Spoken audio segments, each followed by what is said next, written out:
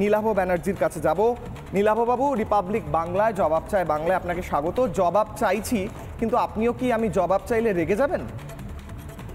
না দেখুন, এখানে রাগার কোনো বিষয় নেই। আমরা একটা কথাই বলবো, অধীরবাবুর যে ফুটেজটা আপনারা দেখাচ্ছেন সেটা মোর্তাজা হোসেন বকুলদা, যার সমর্থনে জঙ্গিপুরে উনি মিটিং করছেন, আপনারা একটা লাইন তুলে ধরুন। আমি জানি তো আপনি কি বলতে চাইছেন। আমাকে বলতে দিন, আমার কাছে লেখা আছে। আপনি কি বলছেন? বলেনি আপনারা, আমার কাছে লেখা আছে, আপনি অনুরোধ করব, লেখা নয়। আপনারা যেমন এক লাইন চালাচ্ছেন, না চালিয়ে ওনার বক্তব্যটা একটু আগে পরে যে লাইন, আপনি বলুন ওনার বক্তব্য কি আছে, তারপর আমি আপনাকে আরো একটা প্রশ্ন করব। বলতে চেয়েছে যে তৃণমূলকে ভোট দেওয়া মানে সেটা বিজেপিতেই চলে যাওয়া। কেন চলে যায় আমি বোঝাচ্ছি।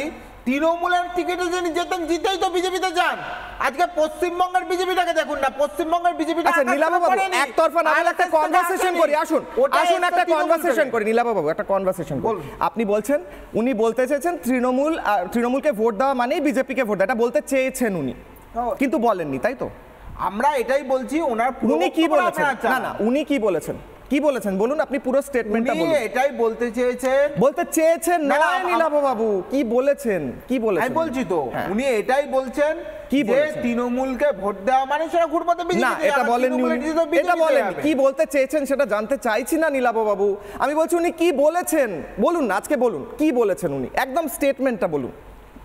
দেখেছেন আপনি উনি কি বলেছেন? একবার শোনানো যাবে অধীর রঞ্জন চৌধুরী কি বলেছেন? আর একবার প্লে করা যাবে, তারপর নীলাভ বাবুর কাছে আসবো। আরো একবার অধীর রঞ্জন চৌধুরী কি বলেছেন? কংগ্রেস এবং বামকে জেতানো জরুরি। কংগ্রেস এবং বাম যদি না যেতে ভারতবর্ষের ধর্মনিরপেক্ষতা আঘাত পাবে। তৃণমূলকে ভোট দেওয়া মানে তার থেকে ভালো বিজেপিকে ভোট দিতে না। তৃণমূলকে ভোট দেওয়া মানে তার থেকে অনেক ভালো বিজেপিকে ভোট দিয়ে দেওয়া। নীলাভ বাবু, আরো একবার বলছি, উনি কি বলেছেন? উনি এটাই বলেছেন, দেখুন এটা আছে পরিষ্কার, বলেছেন কংগ্রেস এবং বামকে ভোট দেওয়া মানে ধর্মনিরপেক্ষ শক্তিকে শক্তিশালী করা। তার কারণ আজকে সারা দেশের মানুষ জানেন। নীলাভ বাবু, আপনি আমাকে শুধু একটা কথা বলুন, অধীর বাবু কি বলেছেন? আপনি জাস্ট স্টেটমেন্টটা তুলে ধরুন। আমাকে প্রশ্নটা করেছেন, উত্তরটা দিতে দিন। আপনাকে আমি উত্তরটাই দিচ্ছি। সেখানে দাঁড়িয়ে উনি এটাই বলেছেন, সারা ভারতবর্ষে কংগ্রেসের সাথে বিজেপির লড়াই, এই বিষয়ে আশা করি আপনারও সন্দেহ নেই, সারা ভারতবর্ষের মানুষেরও সন্দেহ নেই। উনি এটাই বলেছেন যে আজকে বিজেপিকে ভোট দেওয়া তৃণমূল করে আলাদা কি আছে, তৃণমূলকে ভোট দিল সে জিতে তো বিজেপিতেই যাচ্ছে। এটা উনি হয়তো বলতে চেয়েছেন, মেনে নিচ্ছি নীলাভ বাবু, কিন্তু উনি তো এটা বলেননি। উনি বলেছেন তৃণমূলকে ভোট দেওয়ার চেয়ে বিজেপিকে ভোট দেওয়া ভালো, মানুষকে এনকারেজ করছেন। তার পরের লাইনটা কি বলেছেন বলুন, তারও উত্তর দিচ্ছি আমি। বাকি প্রত্যেকের কাছে যাওয়ার আগে আমি আপনার কাছে জিজ্ঞেস করব পরের লাইনে কি বলেছেন। আমি আপনাকে বলছি পরের লাইনে উনি কি বলেছেন। আমি পুরো স্টেটমেন্টটা আমি আপনাকে আজকে বলছি। নীলাভ বাবু, আপনার সঙ্গে আমি অনেকটা সময় কথা বলবো আজকে। উনি বললেন তৃণমূলকে ভোট দেওয়ার চেয়ে ভালো বিজেপিকে ভোট দেওয়া। তারপর উনি বললেন যে তার চেয়ে বরং আপনারা সিপিএম কংগ্রেসকেই ভোটটা দেবেন, তাই তো? তাই বলেছেন, এটার কথাই বলছেন। আমার কাছে জল আছে, অরেঞ্জ জুস আছে, আর ম্যাঙ্গো জুস আছে। আমি বললাম ম্যাঙ্গো জুস না খেয়ে অরেঞ্জ জুস খাওয়াই ভালো। লোকে শুনলো সেটা, তার বললাম না আপনি জলটাই খান। তার মানে আপনি আপনার ভোটারদের কনফিউজ করছেন যাতে ভোটটা ভাগ হয়। অর্থাৎ অধীর রঞ্জন চৌধুরী কি কোথাও বুঝে গেছেন যে ওখানে জেতা সম্ভব নয়, তাই নিজের ভোটারদের নিজেরাই কনফিউজ করছেন? নাকি সিপিআইএম যখন গ্রেফতার করেছিল অধীর রঞ্জন চৌধুরীকে, সেই রাগে হঠাৎ করে তার মনে হয়েছে বা সেই কথা তার মনে পড়ে গেছে বলে মনে হয়েছে যে না এইটা যেটা করছি ভুল করছি, সেটা আপনি রিয়েলাইজ করেছেন? এইটা কি ছোট্ট করে? হ্যাঁ, আমি বলছি দেখুন, প্রথমত উনি যেই নির্বাচনী সভাটা করছেন বহরমপুর লোকসভার জন্য নয়, জঙ্গিপুরের জন্য, সেখানে উনি প্রার্থী নন। আমি বলছি অধীর রঞ্জন চৌধুরী 2019-এর থেকে বেশি মার্জিনে এবার এখানে জিতবেন। আমি আপনাদের স্টুডিওতে অন রেকর্ড বলে গেলাম 4 জুন আপনারা যদি আমাকে ডাকেন সন্ধ্যাবেলা আবার আসবো এখানে, আমার আসতে কোনো অসুবিধা নেই। আর জঙ্গিপুরেও যেইখানে দাঁড়িয়ে উনি বক্তব্যটা রেখেছেন সেই আসনে মোর্তাজা হোসেন বকুলদা, ওখানে যিনি কংগ্রেসের প্রার্থী বামপন্থ সমর্থিত, উনি সেখানে আবার জিতবেন। আর রইল আপনি বলছেন সিপিএম এর কথা, দেখুন রাজনীতিতে সময়ের অনেক কিছু পরিবর্তন হয়। আপনার নিশ্চয়ই মনে রয়েছে, আপনি এত ভালো একজন সাংবাদিক এবং এখানে সবারই মনে রয়েছে, দর্শক বন্ধুদের মনে আছে, তৃণমূল আর বিজেপি তো জোট করে লড়েছিল। এইখান থেকে আমি আসবো, ঠিক আছে, আপনার উত্তর পেলাম। কিন্তু আমি খুব থ্যাঙ্কফুল আপনার কাছে, আপনি রেগে গিয়ে আমার বুম বা ল্যাপটপটা মুছড়ে দিলেন না, তার জন্য খুব থ্যাংক ইউ। আমি আসবো কেয়াদির কাছে। কেয়াদি, অধীর কো ইতনা গুসা কিউ আতা হ্যায়, কত রেগে যাচ্ছেন কেন? আমাদের বুম মুছড়ে দিলেন, ক্যামেরা সরিয়ে দিলেন। ইন্দ্রাশিস বলেছিল আপনি কি বলতে চেয়েছেন, শুধু একটা ছোট্ট প্রশ্ন করেছিল, বুমটা নিয়ে মুছড়ে দিলেন, এটা যদি বুম হয় এটা মুছড়ে দিলেন, এটা কেন? অধীরবাবু সম্ভবত ভেবেছেন এটা সেই 1975 সাল জরুরি অবস্থার সময়, সংবাদ মাধ্যমের উপর আক্রমণ করা যায়, এবং কংগ্রেসের তো এটা সংস্কৃতি। কংগ্রেসের সংস্কৃতিতে আমরা দেখেছি কিভাবে সংবাদ মাধ্যমকে একের পর এক তাদের মুখ বন্ধ করে দেওয়া হয়েছে। যার ধারক বাহক হয়ে তৃণমূল কংগ্রেস সেই ধারা পশ্চিমবঙ্গে বজায় রাখছে। আচ্ছা, অন্যদিকে এবার চলে আসে, এই এত কিছু আলোচনা হচ্ছে, নীলাভবাবু প্রচণ্ড রেগে গেছেন।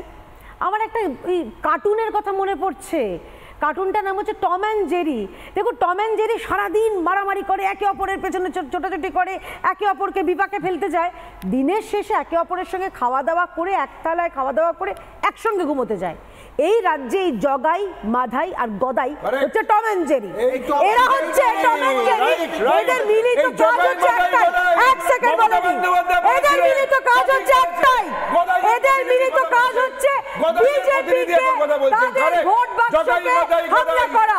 এরা তিনজনই হচ্ছে, এক সেকেন্ড ভাস্কর বাবু আপনি বলতে পারবেন না, ভাস্কর বাবু বলতে পারবেন না, আপনি গদাই না মাদাই? শুনে নিন, কার গদাইটা? Jagai Madai Gadai. No vote to BJP ক্যাম্পেইনে কংগ্রেসও আছে, তৃণমূল কংগ্রেসও আছে এবং বামেরা আছে। সুতরাং এরা হচ্ছে একই কয়েনের এপিট আর ওপিট। এরা হচ্ছে এদের একটাই কাজ, ভারতীয় জনতা পার্টিকে কোথাও সামনে থেকে কোথাও আড়াল থেকে বিপাকে ফেলা, ভারতীয় জনতা পার্টির যে ভোট সেই ভোটটাকে খাওয়া। এই জায়গায় এক হয়ে খেলা করে, এইটাই হচ্ছে আসল সত্য, শাশ্বত সত্য। কেয়াদি, আমি খুব ভালো উত্তর, না আমি এই টম অ্যান্ড জেরির উদাহরণটা খুব ভালো লাগলো আমার, কিন্তু কেয়াদি না, আমি বলছি আমি আপনার হয়ে কথা বলছি, ভাস্কর দা আপনার হয়ে কথা বলতে চলেছিলাম। আপনি টম অ্যান্ড জেরি বলুন না, আপনি জগাই না মাদাই? ভাস্কর দা, আচ্ছা আপনি জগাই না মাদাই ভাস্কর দেখা যাবে। আচ্ছা এক মিনিট, কেয়াদি আমি আপনি জগাই না মাদাই না গদাই বলুন না। ঠিক আছে, আপনি গদাইয়ের প্রতিনিধি। আচ্ছা জগাই মাদাই গদাই আমি আসবো।